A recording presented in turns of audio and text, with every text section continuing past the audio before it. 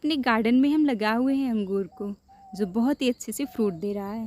अंगूर को कैसे लगाना है, इनकी देखभाल कैसे करनी है, अंगूर लगाने से गार्डन में हमारे कितने फ़ायदे होते हैं, ये भी जानते हैं। तो चलिए शुरू करते हैं। तो आप वीडियो के अंत तक बने रहिए। अंगूर खाने में काफ़ी स्वादिष्ट होता है। अगर आप अपने गार्डन में लगाते हैं और खुद हार्वेस्ट करके अपने हाथों से लगा के प्लांट हार्वेस्ट करके खाते हैं, तो ये जो अनुभव होता है बहुत ही अच्छा होता है। तो यहाँ पर हम पहली हार्वेस्टिंग कर ली है, पूरी तरीके से पका नहीं है, तो थोड़ा सा ये खट्टा लग रहा है, लेकिन इनकी हमें बनानी है चटनी।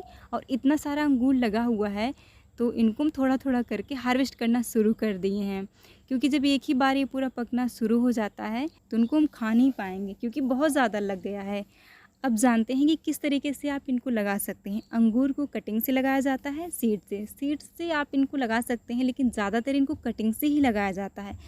अगर आप इनको कटिंग से लगाते हैं तो 3 साल में इनमें फ्रूट आना शुरू हो जाएगा। वहीं पर अगर इनको आप सीड से ग्रो करते हैं तो 7 से 8 साल या फिर उससे लंबा समय लग सकता है। अंगूर की क्वालिटी उतनी अच्छी नहीं होती है, इसलिए इनको कटिंग से ज़्यादातर ग्रो किया जाता है।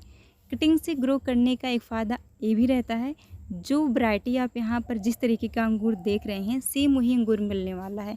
सीड से अगर आप ग्रो करते हैं तो उनकी साइज़ छोटी हो जाती है। अंगूर को आप अपने गार्डन के ऐसे हिस्से पर लगाइए जहाँ पर फैलने की इन्हें ज़्यादा स्पेस मिले, क्योंकि इनकी वाइन जितनी अच्छे से फैलती है उतनी ही अच्छी इनकी ग्रोथ होती है। इन्हें आप मचान पर चढ़ा सकते हैं, या फिर आप इन्हें रेलिंग पर, अपनी छत पर, कहीं पर जहाँ पर फैलने की इन्हें जगह मिली उन्हें चढ़ा दीजिए। हम अपने गार्डन के एक हिस्से पर लगाए हुए हैं जहाँ में एक ऐसा पेड़ था जो फ्रूट नहीं देता है, तो उन पर इनको हम चढ़ा दिए, और साइड में इस तरह से बाउंड्री बांस के बनाए हुए हैं, तो उन पर चढ़ा दिए, तो फैलने की इन्हें काफ़ी ज़्यादा स्पेस मिल गया और इनकी वाइन बहुत दूर तक फैल गई है, जिनमें बहुत सारे अंगूर लगे हुए हैं। तो अंगूर को अगर आप कटिंग से लगाते हैं 3 साल में इनमें फ्रूट आना शुरू हो जाएगा। अगर इनकी कटिंग या फिर इनके प्लांट आपको मिल जाते हैं बारिश के सीज़न से लेके सर्दियों के सीज़न तक, तब तक तेज़ी से सर्दी ना पड़ने लगे, तो आप इनको लगा सकते हैं। गर्मियों के मौसम में आप अवॉइड कर सकते हैं, क्योंकि गर्मियों के मौसम में इनकी कटिंग लगने में दिक्कत होती है। तो ये जो सीज़न है अंगूर की कटिंग लगाने के लिए काफ़ी अच्छा है। इन सीज़न में आप अंगूर को लगा सकते हैं। इनके प्लांट को आप नर्सरी पर से भी ला के लगा सकते हैं। आपको ज़्यादा से ज़्यादा 25 से लेकर 50 रुपए के बीच में एक छोटी कटिंग मिल जाती है। जब आप कटिंग लेकर आते हैं घर पर, तो आप उनको छोटे प्लांटर में लगाइए, उसके बाद थोड़ा सा बड़े, फिर उसको आप चाहे तो ज़मीन में या फिर और बड़े साइज़ की पॉट में लगा सकते हैं। आप जैसे इनका प्लांट खरीद के ले आ रहे हैं, तुरंत बड़े साइज़ के पॉट में ना करिए, छोटे साइज़ के पॉट में करने के बाद ही आप इनको लगाइए। तो ये जो हमारा अंगूर का प्लांट है, इसकी एक अलग कहानी है। जब मैं इसको नर्सरी पर से ले आई तो कुछ दिन तक तो मैं पानी देती रही, लेकिन इनकी ग्रोथ नहीं हो रही थी। मैं बहुत छोटे से पॉट में लगाई थी और फिर उसको ऐसे साइड में कर दी। लेकिन जब भी हम प्लांट लगाते हैं तो इनसे एक अलग तरीके का जुड़ाव हो जाता है। तो सभी प्लांट को पानी देती, फिर उसको भी दे देती।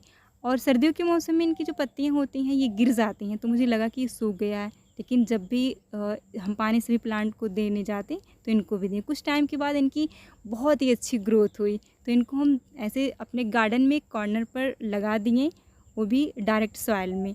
फिर कुछ टाइम के बाद इसकी बहुत ही ज़्यादा ग्रोथ हुई और पूरे 3 साल के बाद इनमें फ्रूट आना शुरू हो गया, और इसको हम अब दूसरी बार हार्वेस्ट कर रहे हैं। एक बार मतलब इसी सीज़न में एक बार हार्वेस्ट किए, फिर दूसरी बार आप यहाँ पर देख सकते हैं दूसरी बार और ज़्यादा ये पक गए हैं। इनमें चिड़िया भी इनको खाने लगी हैं।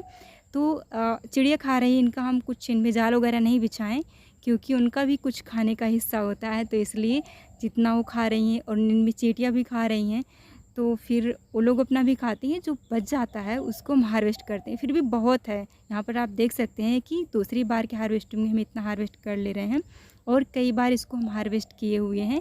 तो दिखाने के लिए तो ये दूसरी बार है, लेकिन बीच बीच में घर पर जिसको खाने का मन करता है, क्योंकि खाने वाली चीज़ होती है, तो कोई भी हार्वेस्ट कर लेता है।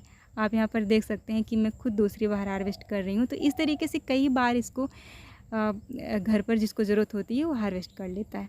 अब ये बहुत मीठा हो गया, आप नीचे देख सकते हैं गिरा हुआ है, चींटियाँ लगी हैं। तो कई बार हार्वेस्ट करने के बाद ये जो एक ब्रांच में बच गया था, ये बहुत ही मीठा हो गया है। और आप देख सकते हैं ये जो अंगूर है ये सीड वाला है, वैसे सीडलेस अंगूर भी आता है। तो आप जो भी चाहें आप लगा सकते हैं। अब ये जानते हैं कि इनमें किस तरह का आप फर्टिलाइज़र डाल सकते हैं। तो फर्टिलाइज़र की बात करें तो जो भी हम खाने वाली चीज़ें होती हैं, सब्जियां या फिर फ्रूट, उनको हम ऑर्गेनिक फर्टिलाइज़र ही डालते हैं, किसी तरह का रासायनिक फर्टिलाइज़र का प्रयोग नहीं करते हैं। तो आप इनको कटिंग से लगा सकते हैं। नॉर्मल ऑर्गेनिक फर्टिलाइज़र काऊ डंग कंपोस्ट या वर्मी कंपोस्ट डाल सकते हैं। पानी जब ज़रूरत रहे तो दीजिए। तो इस तरीके से आप अपने गार्डन में अंगूर को लगा सकते हैं। ये जो सीज़न है काफ़ी अच्छा है, अंगूर को आप इस समय लगा सकते हैं। जो फ्रूट के प्लांट होते हैं हमें फ्रूट देते हैं, साथ ही साथ हमारे गार्डन की शोभा बढ़ाते हैं। इसे अगर आप मचान पे चढ़ाएंगे तो नीचे अंगूर लटकते हैं जो बहुत अच्छे लगते हैं।